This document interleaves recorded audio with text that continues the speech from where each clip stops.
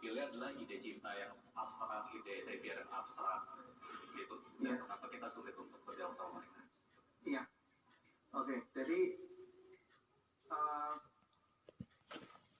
kalau kenapa temanya begitu kan karena memang mereka berangkat dari senimannya itu kan cara pola pikirnya seperti apa gitu kan ya, maka itu kan sangat menentukan. Makanya kalau orang-orang Kristen juga berkreasi pasti akan munculnya akan berbeda ya kan. Jadi memang itu adalah teriakan bagi orang Kristen untuk berani berkreasi, dan ternyata toh ketika orang Kristen berkreasi, misalnya Mel Gibson dia berani berkreasi dan sebagainya, toh ternyata pasar juga menyambutnya luar biasa gitu ya. Sampai sekarang bahkan untuk menggait pasar Kristen itu dimasukkan tipologi untuk supaya boleh lebih laku gitu kan.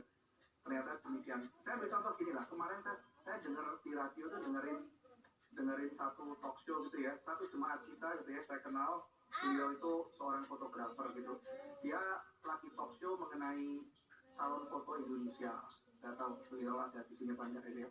Nah, tapi waktu saya dengar itu, beliau tuh menjelaskan mengenai konsep apa itu salon foto Indonesia yang akan diadakan di Jakarta gitu ya. Kalau saya mendengarkan cara dia ngomong, itu kan sangat Kristen sekali gitu dan sangat real. Ini saya bikin satu yang namanya salon foto, itu bukan ajang jago-jagoan kompetisi sehebat mana, tapi bagaimana saya sharing of beauty kepada orang lain, pada kelas masyarakat, konsistensi saya sebagai apa, dan ini lebih kepada bagaimana saya melihat diri saya. Jadi kalau saudara lihat ya, mendengarkan dia, pertama saya curiga ini siapa nih orang ini ya, konsepnya itu Kristen banget gitu kan. Begitu ngomong namanya, oh ini kan kita gitu. Nah jadi saya bisa melihat nanti ketika dia berkarya, konsepnya dia, filosofinya dia, dan hasil artnya dia pasti akan berbeda dengan yang lain. Nah, maka dari hal itu kan, kalau misalnya sebagai seorang seniman juga Anda berkarya, Anda punya worldview kan berbeda dengan yang lain. Ya, nah itu sebabnya maka karena kebanyakan yang terkenal adalah yang seperti itu, ya kapan kita terus banyak begini supaya orang-orang Kristen nanti ketika masuk terinspire untuk bikin. Oke, yang di sini tadi sih. Nah, silakan. Baik, terima kasih. Mengenai folk culture, seseorang yang hidupnya dalam budaya culture termasuk dari musik, bahan bacaan, kegiatan sosial bahkan itu lebih ke sekular. Lebih apa ke? Ke sekular. Sekular, oke, iya. Tapi di sisi lain, dia juga seorang percaya yang memperhatikan kebiasaan-kebiasaan orang percaya, orang Kristen seperti saat teduh, berdoa, dan sebagainya. Sehingga terlihat dua sisi kehidupan dalam pribadi yang sama. Dan itu dilakukan bersamaan tapi terpisah. Bagaimana tanggapan Bapak? Apakah kegiatan seperti pop culture itu menghilangkan kemuliaan sebagai seorang Kristen? Kemudian mengenai beberapa lagu tadi yang ditayangkan, waktu saya duduk di bangku kuliah, waktu itu belajar seni dan sastra. Jadi dua dari lagu itu tadi adalah dua yang kami interpretasikan. Dalam interpretasi, karena kami adalah orang yang terdiri dari agama yang berbeda, sehingga dosennya menganjurkan untuk interpretasi bebas. Kalau saya menginterpretasi, benar melakukan kekuatan dan penguatan dalam diri sendiri, tapi tidak melebihi apa yang saya percayai, apa yang saya andalkan terhadap Tuhan begitu. Bagaimana menurut Bapak? Ya. Terima kasih. Oke. Yang pertama, memang kejadiannya seperti itu. Jadi memang kita ada di dalam lautan worldview. Jadi melalui kebudayaan itu kan ada namanya konten, ada namanya formasi. Jadi ketika kita mengadopsi satu budaya, di situ kita juga terbentuk melalui budaya itu. Ya contoh aja dengan munculnya gadget kan hidup kita kan juga terbentuk. Pola kita terbentuk, misalnya kita gampang terdistraksi. Saat teduh menjadi kurang, tapi lihat detik.com, YouTube itu bisa lebih banyak gitu kan ya. Jadi itu kan satu distraksi terhadap kehidupan. Nah, maka kita itu kan melakukan habituasi secara Kristen. Misalnya kita saat teduh, menolong orang, melakukan work of mercy dan sebagainya, itu kan satu habit yang kita bangun ya. Nah, tetapi kita ada serangan habit yang lain. Memang ada counter of habit. Nah, yang kedua, budaya pop itu kan juga, dan budaya yang kita lihat itu membentuk sebuah visi. Jadi kita waktu dengar khotbah itu terbentuk sebuah visi, tapi itu bertentangan dengan visi yang dari sini. Nanti kuat-kuatan mana yang kuat. Maka yang celaka adalah orang orang Kristen tapi visinya semuanya didominasi oleh kebudayaan. Ambil contoh ya, ada orang Kristen tapi konsep suksesnya majalah fashion gitu ya itulah sukses gitu. Dia apa yang diomongin ke Paulus, bahkan aku nggak mau kayak Paulus, ini kan sudah problem gitu. Aku nggak mau hidup kayak Paulus, itu bukan hidup sukses gitu. Nah dari mana dia begini? Dia kan anak Tuhan, dia ngerti Tuhan, tapi ini bukan hidup sukses. Ya karena dari majalah yang dia lihat. Iklan mengajarkan inilah hidup yang sukses. Jadi memang akan terjadi benturan-benturan semacam itu. Apa yang diajarkan Alkitab dengan apa yang ada di pihak di luar itu betul. Konsep misalnya orang tua kasih tahu ya pilih kalau dapat cantik atau ganteng ya puji Tuhan, tapi nomor satu itu adalah bagaimana karakter atau orang yang di dalamnya itu lebih penting daripada yang di luar. Jadi kalau cantik pun atau ganteng pun tapi ternyata goblok, itu jangan ya Anda ingat nasihat baik-baik. Itu kan teorinya kan begitu, tapi kan konsep ini kan juga bisa berubah dengan adanya itu. Satu teman saya bilang, tapi dia model. Masanya itu Pak, dia model itu. Nah kan kita kan punya prinsip. Masa kamu demi model kamu lebih percaya kepada instingmu daripada apa yang kata Alkitab? Kan Tuhan jangan main-main loh sama Tuhan. Tapi dia model. Kenapa ya? Karena dia sudah terbayang sudah kehidupan apa. Akhirnya berantakan keluarganya. Ya. Jadi bagaimana ya itu sebabnya kita perlu visi yang lebih utuh. Tadi saya khotbah di kebaktian sore mengenai worship and narcissism kan. Jadi kita diajari kalau worship kan lu tuh nggak penting, Tuhan paling penting, kaya miskin Tuhan nggak lihat, kan ceritanya gitu. Itu worship namanya. Nggak ada kan saudara sekalian duduk berdasarkan konsep pendapatan setahun, nggak ada kan? Masih kurang nih dulu di belakang sini, nggak ada begitu. Anda nggak ada penghasilan pun duduk depan sini juga boleh kok, nggak ada yang larang begitu kan? Tetapi saudara sekalian, ketika kita masuk di dalam dunia narsisis sekarang ini yang sudah biasa, kita ada kayak artis-artis yang saya ini kaya lu harta saya ini, itu sudah biasa gitu ya. Maka kita melihat bahwa itu juga masuk ke Kristenan, sehingga sadar tidak sadar orang Kristen sekarang beribadah yang dipikir bukan Tuhan tapi saya nyaman atau tidak nyaman. Sesuatu yang kira-kira mungkin 100-200 tahun yang lalu tuh pikiran yang asing. Kok mikir ya, aku seneng tak seneng. Tapi kalau sekarang, gua nggak enjoy banget nih.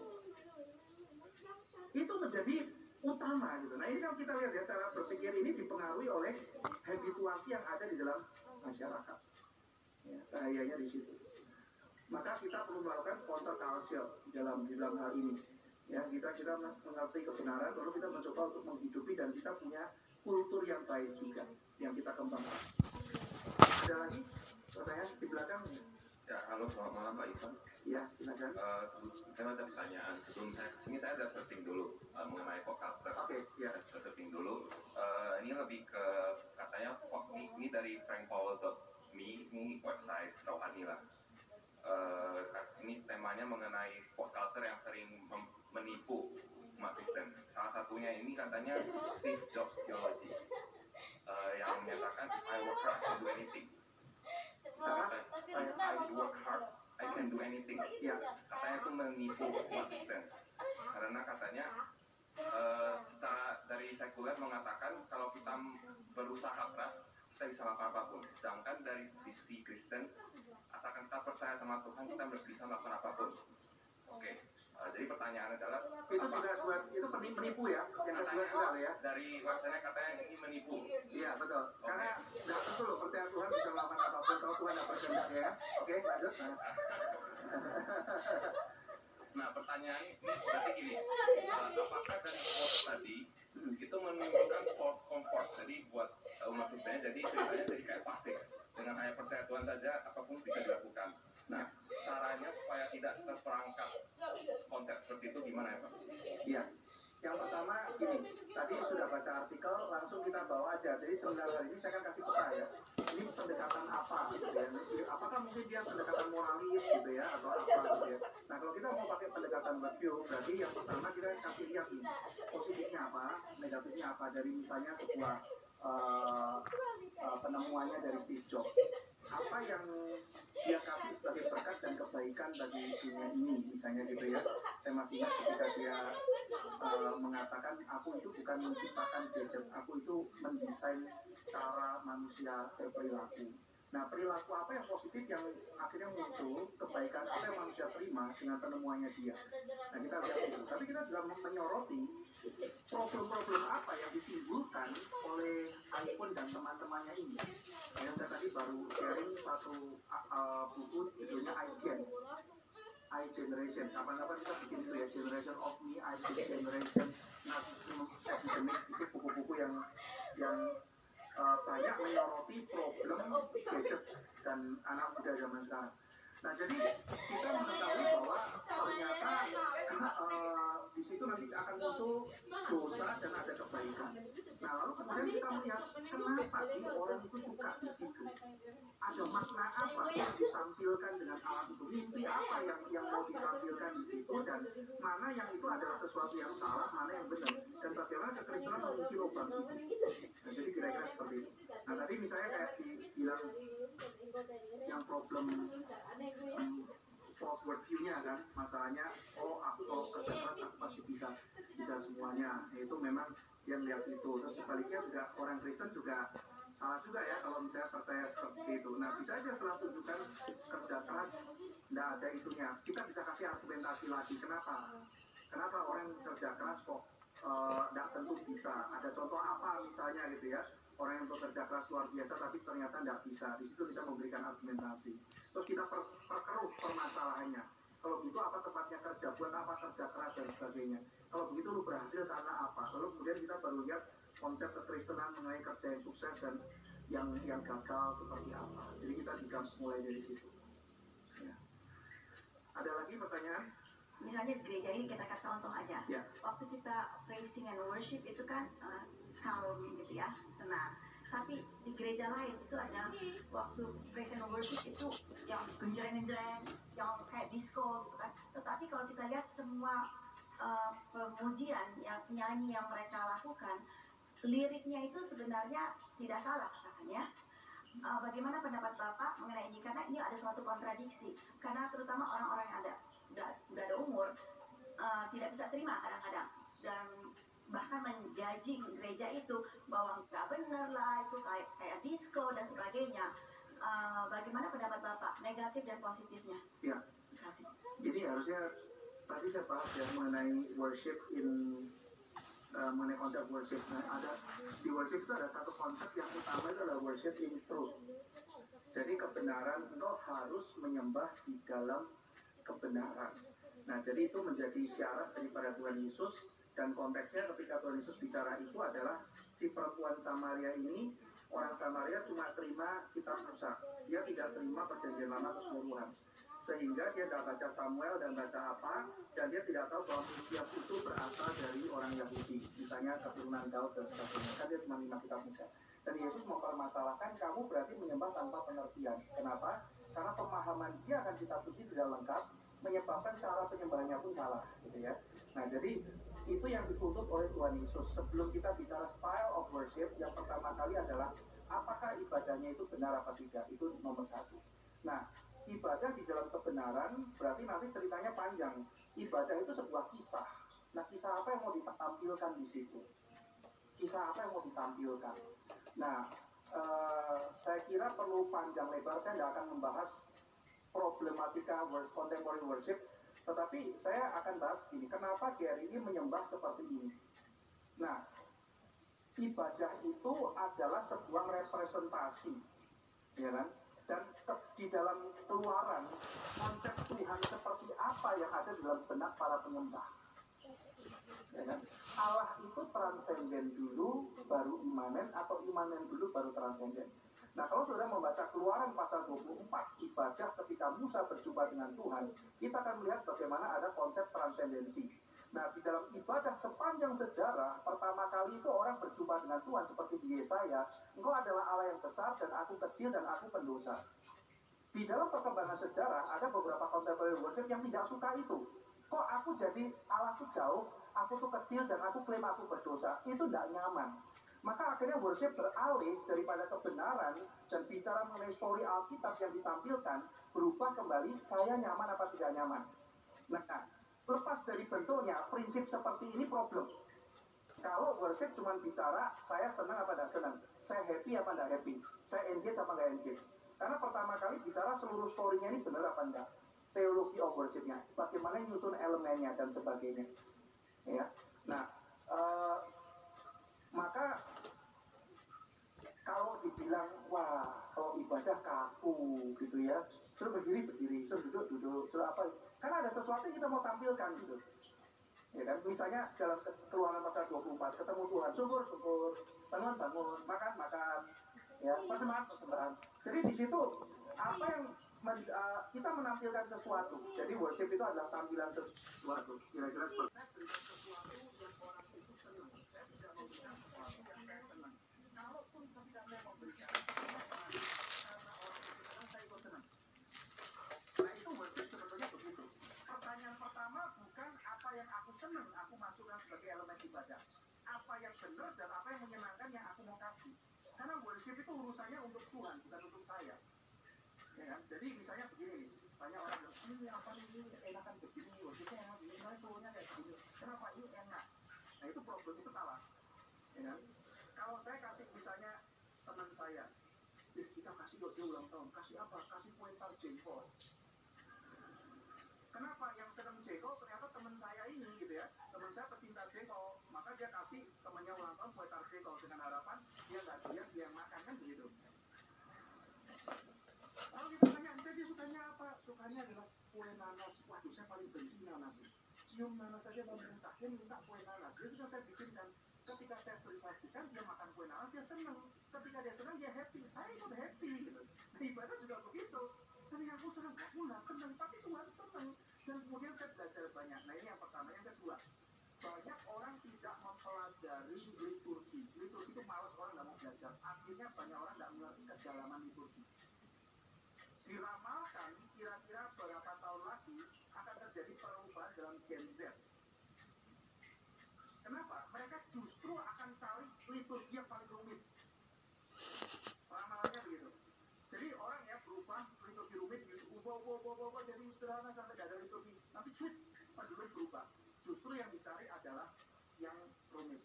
Misalnya sudah lihat sekarang ya, orang potong nggak susah. Di Amerika sekarang kebangkitan neo-Calvinis kan, John Piper, di Siren Court punya pertemuan 40.000 mahasiswa, 40.000.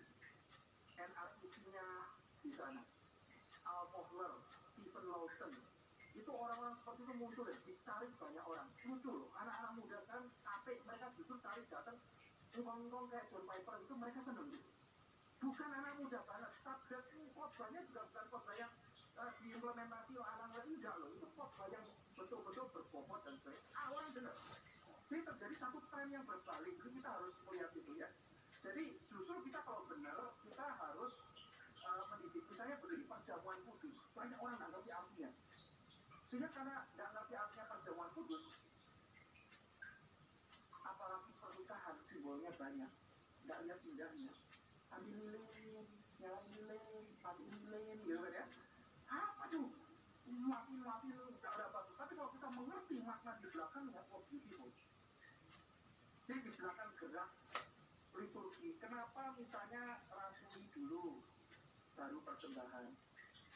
Kenapa pengakuan iman rasuli setelah khotbah? Kenapa Pak Tom kalau KKR kadang-kadang iman rasulinya di depan? Kenapa itu semua ada story-nya? Ya, nah mengenai lagu dan sebagainya ceritanya panjang itu ya. Saya takut kalau saya ngomong kepotong karena direkam lalu kemudian disebarkan dan ceritanya cuma sepotong malah salah. Pertanyaan terakhir, ya. Dari tadi kan bahasnya musik ya sama film. Saya mau bawa ke tren sekarang. Tren sekarang kan anak muda sekarang tuh suka mengimitasi public figure ya, yang mereka suka misalnya kayak Kardashian family. Nah, ini kan trennya itu adalah mengimitasi selebriti atau bahkan micro selebriti kayak Awkarin. Sebenarnya gimana sih, apa sih batasannya untuk kita mengimitasi sesuatu seperti itu? Apakah itu salah? Apakah itu ya nggak apa-apa? Lalu yang kedua, dari imitasi itu akhirnya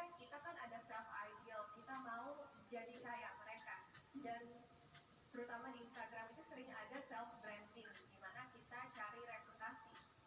Di satu sisi kita butuh reputasi untuk eksis, tapi di satu sisi reputasi itu kadang melewati batas-batasnya sendiri, seperti terlalu banyak berandai-andai dan sebagainya. Maka dari itu, apa yang kita menjadi limitasi yang baik bagi kita sebagai umat Kristen. Cuman karena memang dia menarik apa boleh buat gitu kan ya. Jadi kadang-kadang bukan rasional tapi karena sesuatu yang sifatnya lebih emosional. Nah, tadi sudah dijawab sih kan bahwa sebetulnya orang itu muncul, itu namanya kultur selebritis ya, itu namanya kultur selebritis. Jadi kultur narsistik, kultur mencintai diri sendiri, lalu kultur selebritis. Orang melihat menjadi selebritis itu, nah ini kenapa ya kok orang suka? Karena melekat di situ nanti artinya adalah dia itu dicintai. Tidak ada orang yang tidak suka dicintai. Dicintai kemana-mana tuh dianggap penting ya, kemana-mana itu ya, pengen diajak foto kan begitu kan ya. Aduh saya enak banget begitu. Bisa foto merasa dibutuhkan, padahal itu repot loh gitu kan ya. Foto-foto itu repot luar biasa ya. Tapi ada semacam saya itu dibutuhkan. Orang merasa senang gitu. Kalau kita pergi, woi nggak ada yang ngajak foto ya, woi gitu ya. Ya emang siapa lo foto kan begitu kan biasanya. Jadi kultur selebritis itu muncul kemana-mana, bahkan sampai saya sempat guyonan waktu ngajar kuliah mengenai filsafat teknologi. Lama-lama guru pun ada guru idol. Ya sekarang apapun ada chef, ada idol. Karena ini kan zamannya idol-idol semua, pemujaan selebritis. Lama-lama guru ada idol. Kalau saya dulu zaman guru, Pak Tri muncul, jenggotan gitu ya. Bu Tati muncul, Pak Hasmo muncul gitu ya. Kalau sekarang adalah dia Miss ini datang kayak model gitu kan gurunya ya. Ini guru matematika kamu gitu kan. Wow gitu ya. Master ini datang ke car gitu ya. Wow gitu kan. Saya sampai dulu guyonan di kelas lama-lama ini sekolah kayak begitu terus kemudian makan tuh orang masuk bukan karena apa wajah gurunya ditampilkan semua. Ya. Miss ini sido. Wah ma sekolah di sini ma. Di sini ma. Dan guru-gurunya yang laki punya boyband, perempuan-perempuan jadi girl band gitu kan. Ya, jadi misalnya nanti bikin sekolah itu ya, guru-gurunya itu TCH gitu ya. Ya, TCH 30 karena jumlahnya 30 gitu ya. Itu girls band-nya. Lalu yang boys band apa itu ada nanti namanya sendiri. Saya keguyonan kayak begitu. Sebentar tuh ada murid maju ke depan kasih lihat saya. Pak, ini udah kejadian di Korea. Saya bener loh gitu ya. Features idol gitu ya.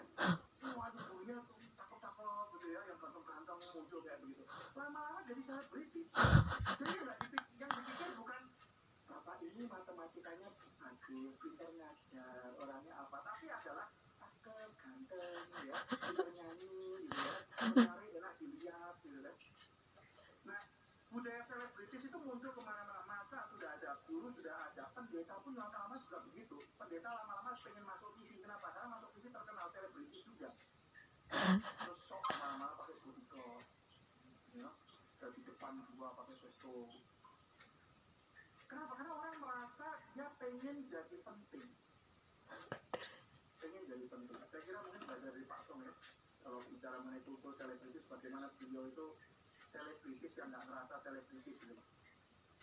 Ya, pergi kemana-mana kalau dia bilang gua paling karena udah tua pakai suster laku gitu. Maksudnya orang yang nuntun dia kemana-mana. Kalau enggak pernah dia mau dikawal atau apa ya, nggak pernah rasa dirinya sebagai selebritis. Mau foto sama dia takut kan? Cepet.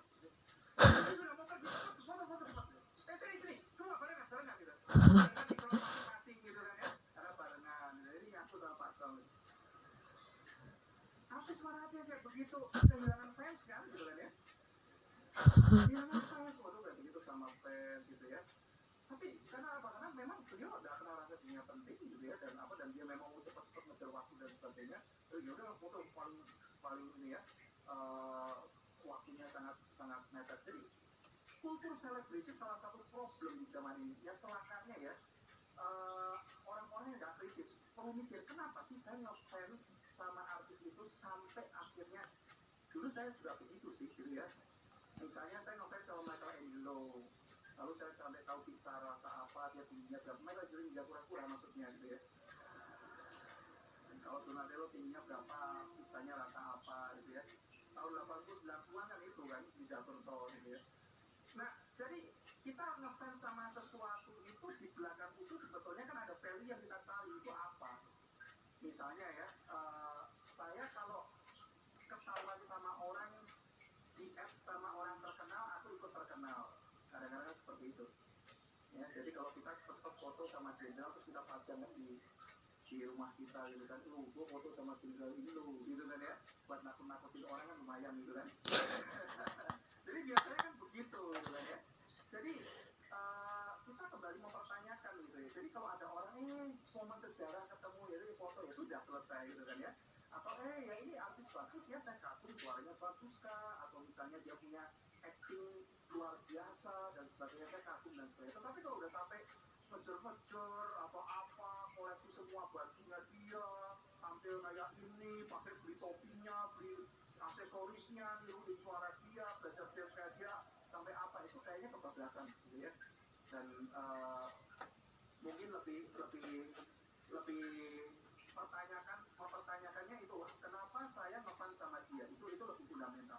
Value apa yang ada pada dia yang saya inginkan. Nah, apakah betul kebahagiaan itu seperti itu? Artis itu terkenal bahagia, benar nggak bahagia? Banyak bunuh diri juga. Orang ya yang artis lupa semua kelakuannya, dia kelihatan tindakannya begitu imoralitas, begitu muncul tapi artis orang sudah akhirnya kejar dia. Padahal dia baru masuk orang melakukan tindakan yang sangat tidak bermoral. Orang lupa semua. Nah, inilah juga artis-artis yang bisa dicontoh kehidupannya yang baik. Baik, kita akan tutup dalam doa. Mari kita tutup dalam doa. Terima kasih ya Tuhan untuk seminar pada hari ini. Masih banyak hal yang kami rindu ingin belajar karena kami adalah anak-anak Tuhan yang ada di dalam dunia ini. Biarlah Tuhan boleh menolong kami dalam rupa-rupa pengajaran, boleh bertumbuh di dalam Tuhan.